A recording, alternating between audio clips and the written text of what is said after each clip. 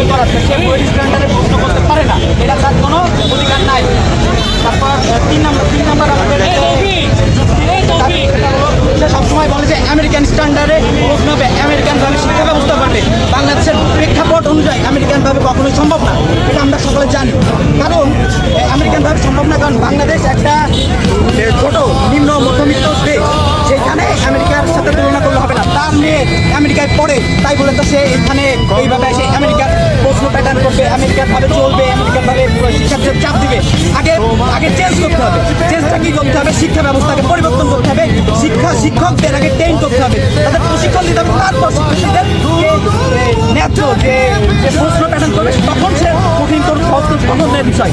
সে আসতে পারলো না 4 মাস, তার মধ্যে সে এসে শুরু করে দিয়েছে। এটার কোনো যুক্তির দাবি, এটা আমাদের দাবি যে সে এরপরে অলরেডি 8টা যে পরীক্ষা নিছে, এর মধ্যে সে কোনো সুষ্ঠুভাবে সে যে আপনারা দেখছেন যে বাংলা এমসিকিউ পরীক্ষা কী কঠিন হয়েছে, এর মধ্যে ফিজিক্স পরীক্ষায় 20 মার্ক, 2টা সৃজনশীল ভুল গেছে।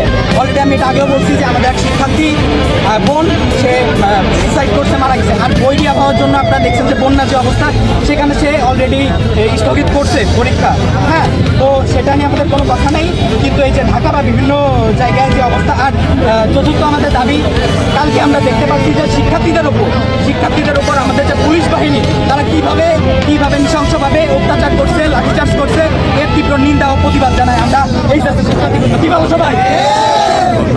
কালকে হচ্ছে, কালকে হয়েছে, এটা আমাদের সাথে আসবে না, এর কোনো গ্যারান্টি না। কি বলো? আচ্ছা, এখন পঞ্চম দাবি আমাদের যে রুটিনটা পরিবর্তন করতে হবে। কারণ আপনারা দেখছেন যে কালকেও অনেক শিক্ষার্থী যাদের আজকে পরীক্ষা ছিল, তারা 10টা 9টা পর্যন্ত মানে গেছে, ঢাকাতে অবস্থান করছে, কিন্তু যে তাদের সাথে প্রধানমন্ত্রী শিক্ষামন্ত্রী বলছে তাদের সাথে সাক্ষাৎকার নিবে, কথা বলবে, কিন্তু তাদেরকে প্রায় 2 ঘন্টা যাবত করে তাদের সাথে কোনো সাক্ষাৎকার হয় নাই, কথা বলি নাই। আর আমাদের যে পঞ্চম দাবি, প্রশ্নপত্রের মানসম্মত হতে হবে, স্ট্যান্ডার্ড হইতে হবে। স্ট্যান্ডার্ড বলে এমন না যে বুয়েট এইগুলো। আমরা এখন এইচএসসি ক্যান্ডিডেট, আমরা বিগত বছর আমরা এখন এইচএসসি ক্যান্ডিডেট, সুতরাং প্রশ্নের মান পরিবর্তন করতে হবে।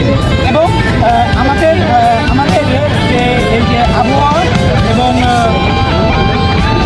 মোট কথা এই কটাই আমাদের দাবি ছিল।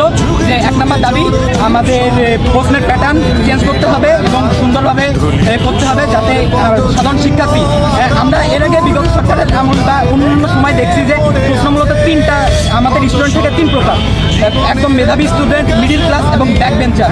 তো প্রশ্ন সবসময় 5 মার্কের উপরে যে কঠিন করা হয়, কিন্তু এখানে বিষয়টা তা হচ্ছে না। সুতরাং শেষ করতে চাচ্ছি স্বল্প সময়ের ভিতরে 1 নম্বর দাবি যে প্রশ্ন মানবন্টন ঠিকভাবে করতে হবে, সহজ করতে হবে। হ্যাঁ, বুয়েটের মতো প্রশ্ন করলে হবে না।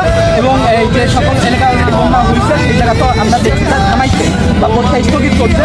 তো এটা ঠিক আছে দাবি। আমাদের 3 নম্বর দাবি যে আমাদের উপর পুরো অন্যান্য জেলায় আপনারা দেখছেন যে পুলিশ লাঠিচার্জ করছে, এটা তীব্র নিন্দা। এবং যে পুলিশটা এটা করছে, সব পুলিশ তো করি নাই, তো এটা যারা করছে তাদেরকে শনাক্ত করে আইনের আওতায় আনতে হবে। এবং এই যে পরীক্ষা রুটিনটা, এটা আমাদের একটু প্যাটার্নটা পরিবর্তন করা উচিত। আপনারা দেখছেন যে এর আগে কখনো শনিবারও আমাদেরকে পরীক্ষা দিতে হচ্ছে, এটা কিন্তু আগে ছিল না। সুতরাং এই যে শনিবার যে পরীক্ষা দেওয়া, এই বিষয়টা আমাদের চেঞ্জ করতে হবে। এবং এই যে অলরেডি সে শিক্ষামন্ত্রী মেনে নিচ্ছে। আর তৃতীয় দাবিটা হলো শিক্ষামন্ত্রীর জনসম্মুখে এসে আমাদের কাছে ক্ষমা চাইতে হবে। কি বলো? আমরা পোল্ট্রি, আমরা মুরগি, তার মানে কি বোঝাচ্ছে? আমাদের মা বাবা পোল্ট্রি মুরগি, কি তাই বোঝাচ্ছে না? মানে আমাদের সাথে সে পোল্ট্রির সাথে তুলনা করতে পারে না। সে মোট কথা তাইলে আসলো, সে আমাদের সামনে এসে প্রেস মিডিয়া আমাদের সবার সামনে এসে তার জনসম্মুখে ক্ষমা চাইতে হবে।